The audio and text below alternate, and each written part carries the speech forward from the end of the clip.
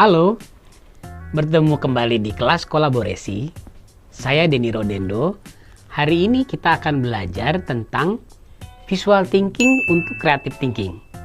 Nah, ini satu bagian yang kita bisa belajar sama-sama ya, bahwa aktivasi otak kanan itu bisa dilakukan dengan menggunakan latihan gambar. Nah, seperti apa latihannya? Maka hari ini kita akan langsung praktek. Ada beberapa latihan yang saya sarankan atau kita akan lakukan sama-sama. Nah, biar kita belajar bareng, maka teman-teman bisa ikut menggambar bersama-sama. Jadi, silakan ambil alat gambarnya ya, boleh manual, boleh digital. Boleh pakai kertas dengan spidol ya. Lalu kemudian ikuti apa yang kita lakukan hari ini. Yang pertama, saya sebut ini latihan berpikir menyebar atau berpikir mencari jawaban sebanyak-banyaknya dari satu soal. Ya, jadi nanti kalau saya sebutkan misalkan ya, contoh ada lingkaran. Kira-kira kalau teman-teman mendengar kata lingkaran, apa yang terlintas? Ya, apakah bentuk ini menjadi bola? Misalkan ya, bisa menjadi bola, atau bisa menjadi bola mata, lalu kemudian bisa menjadi bola dunia, dan banyak lagi jawaban. Oke, itu satu.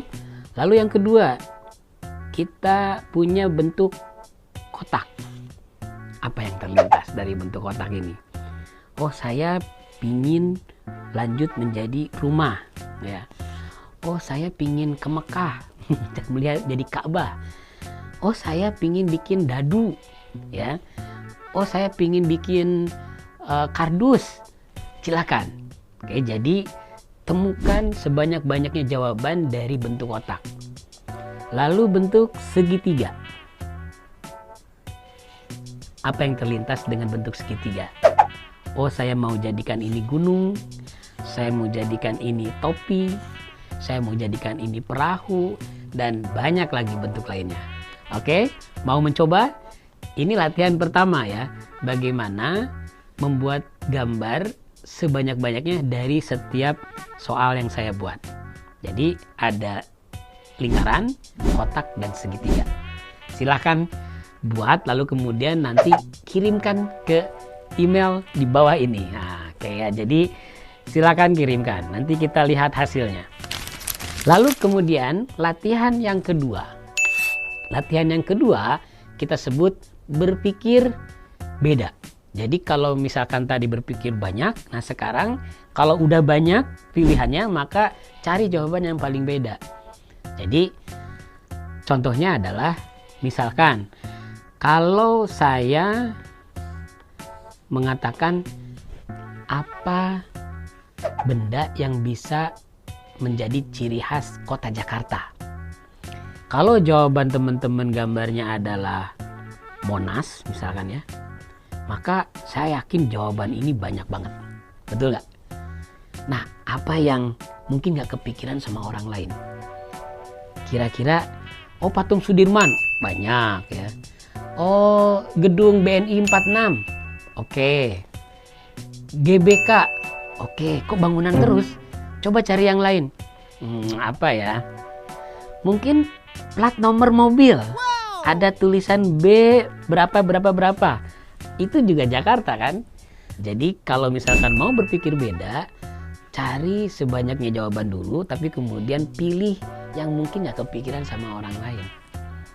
Nah, jadi kalau misalkan mau latihan, silakan kirimkan.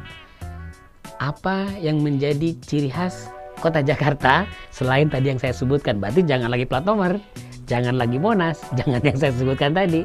Oke, silakan kirim ke email yang sama. Latihan yang ketiga adalah berpikir holistik. Maksudnya gimana? Berpikir holistik itu adalah ketika kita melihat sesuatu, kita bisa berpikirnya dari berbagai sudut pandang gitu, berbagai macam sisi. Contohnya, kalau misalkan saya gambar atau melihat botol aqua, coba munculkan sebanyak-banyaknya pertanyaan tentang objek ini. Ya, contoh misalkan, berapa ukurannya, ya, berapa isi airnya, berapa harga botol ini, bagaimana cara membuatnya, bagaimana cara menyusun botol ini di display, apalagi terus ditanyakan semua hal. Nah, kira-kira bisa nggak kamu membuat 100 pertanyaan dari botol aqua ini? Oke, ya. Jadi ini cara latih curiosity, melatih keingintahuan, ya. Rasa penasarannya terus dimunculkan. Untuk apa? Karena dari setiap pertanyaan itu kan akan memberikan jawaban. Nah, supaya kita bisa menemukan inovasi, maka latihan semacam ini bagus. Jadi kalau kita nanti di challenge gitu untuk membuat satu produk, satu karya, maka mulailah dengan membuat list pertanyaan tentang sesuatu tersebut. Berpikir bedanya mungkin dari warna, mungkin dari bentuk, mungkin dari ukuran. Nah, begitu ya. Jadi ini salah satu cara. Latihan yang keempat adalah menghubungkan benang merah, ya. Bagaimana mengkoneksikan sesuatu yang sebetulnya berlainan, berbeda-beda, tapi kita bisa menemukan satu kesimpulan atau satu benang merah tadi, ya. Ini latihannya dengan gambar. Contoh misalkan tadi, ya, ada botol aqua, ya. Kemudian ada gelang, karet, lalu yang ketiga ada HP. Bisa nggak teman-teman menggambar satu yang bisa menghubungkan tiga ini dalam satu gambar? Gimana? Sudah kepikiran?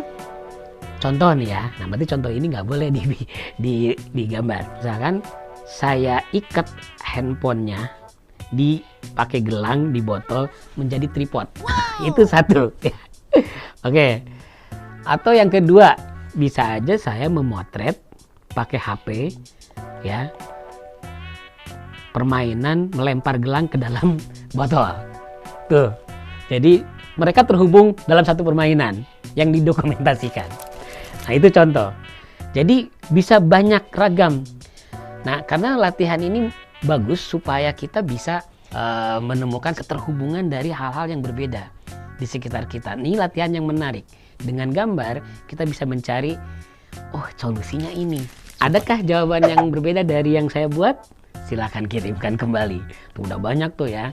Dapat apa sih nanti? Tunggu saja. Berikutnya, itu udah 4 latihan. Ini latihan yang terakhir, latihan yang kelima. Latihan membuat plot twist. Atau dalam bahasa kekinian biasanya disebut punchline, ya. Jadi kalau kita berpikir lurus, berpikir linear, nah ini gimana caranya tiba-tiba bikin kejutan, bikin sesuatu yang tidak terpikirkan orang lain gitu. Contohnya bikin 3 comic strip, kita sebut comic strip, ya. Contohnya gini, saya punya lingkaran kecil di sini, lalu lingkaran besar dan lingkaran kepotong. Kira-kira apa yang akan digambar oleh teman-teman, ya? Kalau misalkan di gambar yang pertama ini saya jadikan ini gambar orang. Ternyata orang ini lagi megang sesuatu. Sesuatu itu ternyata balon ini. Oke. Lalu gambar yang terakhir ini kira-kira apa? Oh, ternyata ini adalah bumi yang dilihat dari luar angkasa. Lalu orang yang megang balon itu nggak kelihatan di sebelah sana gitu. Nah, ya, jadi ini contoh plot twist, ya. Ini gambar ini nyambung ke sini, lalu yang ketiga tiba-tiba gambarnya berubah. Orang dibikin kejutan gitu di kotak yang terakhir. Ini latihan sederhana juga. Kenapa ini penting? Ya, karena biasanya berpikir logik itu seperti itu, lurus saja. Nah, kalau kreativitas itu harus dibelokin gitu. Ya, harus membuat satu perubahan yang tiba-tiba gitu. Nah, ini latihan. Jadi hari ini teman-teman sudah mendapatkan 5 latihan supaya mengaktifkan otak kanan dengan gambar. Ingat yang pertama tadi, berpikir banyak, berpikir menyebar, berpikir satu soal bisa dijawab dengan berbagai jawaban. Itu satu latihannya. Lalu yang kedua, berpikir beda. Karena beda adalah modal awal menjadi kreatif. Kalau kita selalu ingin beda, jawaban selalu beda, nah itu tanda-tanda gejala jangan-jangan kamu kreatif. Oke, yang ketiga, berpikir holistik gitu. Supaya kita dapat jawaban beda, maka kita bisa melihat segala sesuatu dari berbagai sisi. Oh, kalau dari sini kayaknya orang lain melihatnya sama nih. Coba saya ke belakang deh. Oh, jadi kalau biasanya ngelihat rumah dari depan, kali-kali sekarang di dapur lebih menarik gitu ya. Itu berpikir holistik. Lalu yang keempat, bagaimana menemukan benang merah, keterhubungan dari sesuatu yang berbeda-beda gitu. Dicari, ternyata titik temunya di sini. Itu latihan juga. Lalu yang kelima adalah membuat plot twist, membuat kejutan, sesuatu yang nendang gitu. Nggak terpikirkan, logikanya akan berubah. Oke, 5 latihan ini silahkan dicoba. Tadi silahkan kalau memang ikut berkarya, kirimkan ke alamat email ini dan tunggu apa yang akan didapat. Terima kasih, sampai ketemu di latihan bahasa gambar berikutnya.